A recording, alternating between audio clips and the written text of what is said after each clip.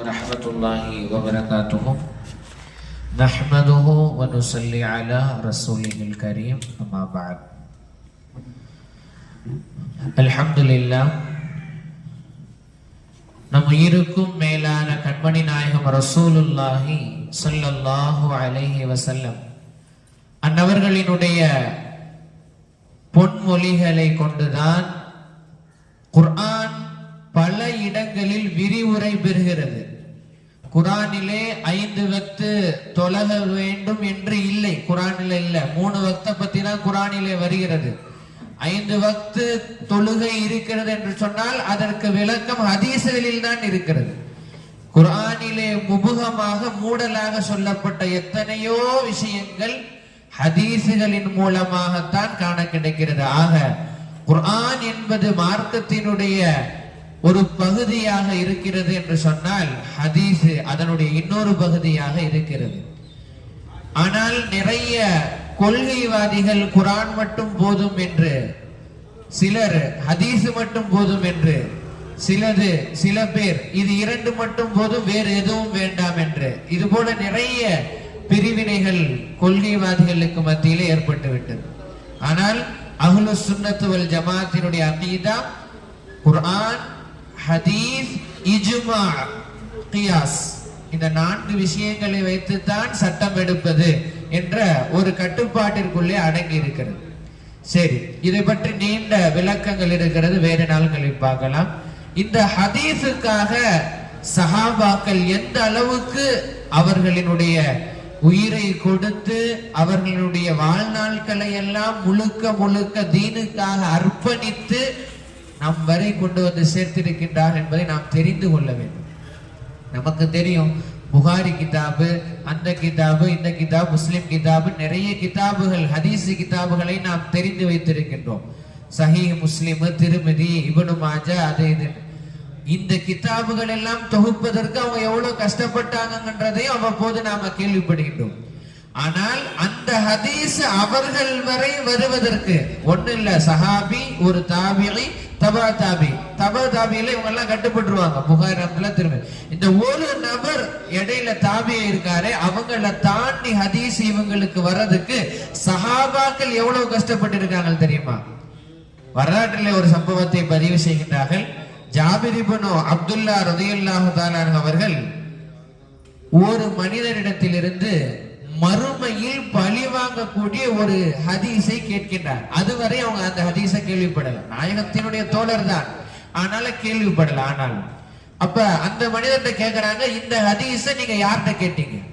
ஏன்னா இப்ப ஜாபிர் ரலியல்லாஹு அறிவிச்சாங்கன்னா, யார் நாயகத்திடத்திலிருந்து அந்த ஹதீஸ் அறிவிச்சாங்களோ அவங்கள்ட்ட இருந்து இந்த நபர், அவங்கள்ட்ட இருந்து ஜாபிர் ரலியல்லாஹு, அவங்கள்ட்ட இருந்து தாபிஈன், இப்படி 4 கட்டம் ஆயிருச்சு. இது அந்த அளவுக்கு சிக்கத்தானது இல்ல. உலுவு சனத் என்று சொல்லுவார்கள் ஹதீஸ்களை தரம் பிரிக்கையிலே. ஆக சிறந்த அந்த ஹதீஸினுடைய பாரம்பரியம் எதிலே பெறப்படும்? ஒரு சஹாபி, ஒரு தாபிஈ, அதுக்கப்புறமா நேரா புகாரி இமாம்கிட்ட வந்துரும். இதுதான் உலுவு சனதுன்ற மாதிரி சொல்லுவாங்க. இப்ப ஜாபிர் ரலியல்லாஹு அன்ஹு இது 4 வந்துருது. அப்ப ஜாபிர் ரலியல்லாஹு அன்ஹு, நான் இந்த ஹதீஸை நாயகத்திடம் இருந்து யாரு கேட்டாங்களோ அவங்கள்ட்டே கேட்க விரும்புறேன், உங்களுக்கு யாரு சொல்லி கொடுத்தான்னு கேட்டாங்க. அவரு சொன்னாரு, எனக்கு அப்துல்லாஹ் பின் உனைஸ் ரலியல்லாஹு அன்ஹு அவர்கள் சொல்லி கொடுத்தாங்க. அவங்க இப்ப எங்க இருக்காங்க விசாரிக்க ஆரம்பிச்சாங்க. ஜாபிர் ரலியல்லாஹு மதீனால இல்ல, விசாரிச்சாங்க. கடைசியா அவங்க ஷாம்ல இருக்காங்கன்னு ஒரு செய்தி. ஒரு புது ஒட்டகத்தை வாங்கினார்கள், வேகமாக ஓடக்கூடிய புது ஒட்டகம், நல்ல விலை உயர்ந்த ஒட்டகத்தை வாங்கினார்கள். ஷாமுக்கும் மதீனாவுக்கும் 2074 கிலோமீட்டர். அது அந்த காலத்து பாலைவனத்திலையும் காடுகள் மேடுகளையும் கடக்கிறதுக்கு 1 மாச காலம் ஆச்சு. ஒரு புது ஒட்டகத்தை காசுக்கு வாங்கி 1 மாத காலம் பயணம் செய்து ஷாமுக்கு போய் அதை தேடி கண்டுபிடிக்கிறாங்க. உனைஸ் ரதி, அதுக்கே பல நாட்கள் ஆகிறது. அப்துல்லா பின் உனைஸ் ரதியெல்லாம் தேடி கண்டுபிடிச்சு அவங்கள்ட்ட போய் அந்த வரலாற்று சம்பவத்தை எழுதுறாங்க. நீண்ட நாட்களுக்கு பிறகு அந்த 2 நபி தோழர்களும் சந்தித்து கொண்டார்கள். ஆனா அவங்களுக்கு மத்தியில பேச்சுவார்த்தை என்ன நடந்துச்சு தெரியுமா? அஸ்ஸலாமு அலைக்கும் மட்டும்தான். அதுக்கப்புறம் முசாஃபா செஞ்சாங்க. செஞ்சுட்டு இந்த மறுமையினுடைய பழி தீர்க்கிற ஹதீஸை நீங்க தான் அறிவிச்சீங்களாமே, எனக்கு அறிவிச்சு கொடுங்கன்ட்டாங்க ஜாபிர் ரலியல்லாஹு அன்ஹு. இதுக்காகவா இவ்வளவு தூரம் வந்தீங்க? இதுக்காக தான் வந்து அறிவிச்சு கொடுங்கன்னாங்க.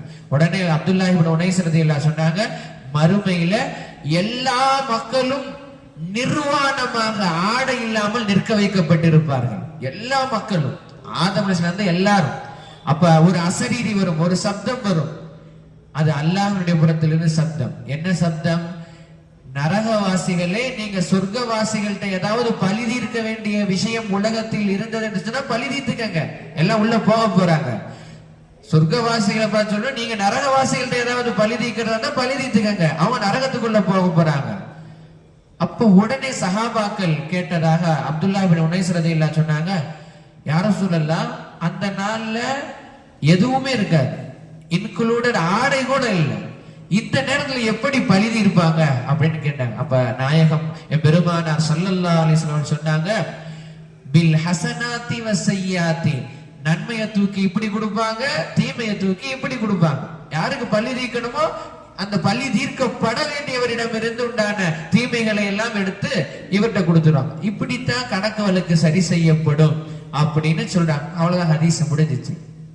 உடனே பெறப்பட்டாங்க ஜாபிர் பின் அப்துல்லாஹ் ரலியல்லாஹு அன்ஹு. திருப்பி மதீனாவை நோக்கி பயணம். வேற எந்த வார்த்தையும் அவர்களுக்கு மத்தியில பேசல.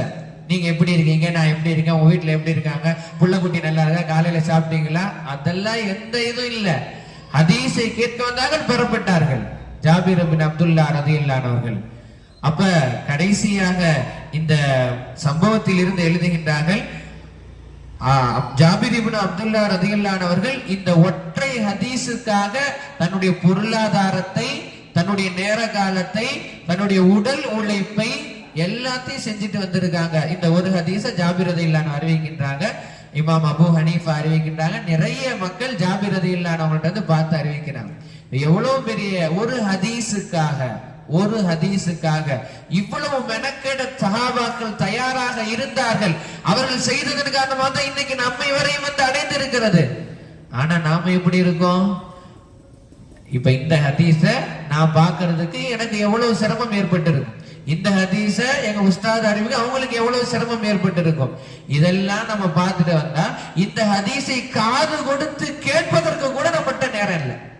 ஒரு 5 நிமிஷம் உட்கார்ந்து கேட்கறதுக்கு கூட நம்மளே நிறைய பேருக்கு நேரம் இல்லை. அதை விட முக்கியமான வேலை இருக்கு. டீ குடிக்கணும், பிஸ்கெட் சாப்பிடணும், சமோசா சாப்பிடணும், வெளியே போகணும், வேற இருக்கலாம்.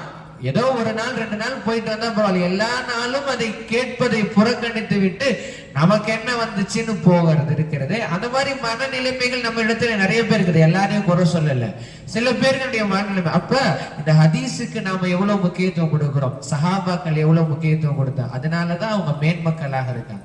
அதே முக்கியத்துவத்தை நாமும் கொடுத்தா கண்டிப்பாக அல்லாஹ் நம்மையும் மேன்மக்களாக ஆக்கி வைப்பான். வல்ல ரஹ்மான் மார்க்கத்திற்கு முக்கியத்துவம் கொடுக்கக்கூடிய நபர்களில் நம் அனைவரையும் சேர்த்தல் புரிவானாக.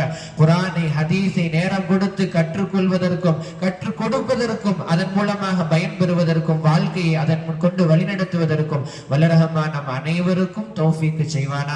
எதை பேசினோமோ, எதை கேட்டோமோ அதன்படி அமல் செய்யக்கூடிய பாக்கியத்தை வல்ல ரஹ்மான் எனக்கும் உங்களுக்கும் சய்யிதுனா ஜாபிர் பின் அப்துல்லாஹ் ரலியல்லாஹு அன்ஹு துஆ பரக்கத்து கொண்டு அல்லாஹ் நசீபாக்குவானாக.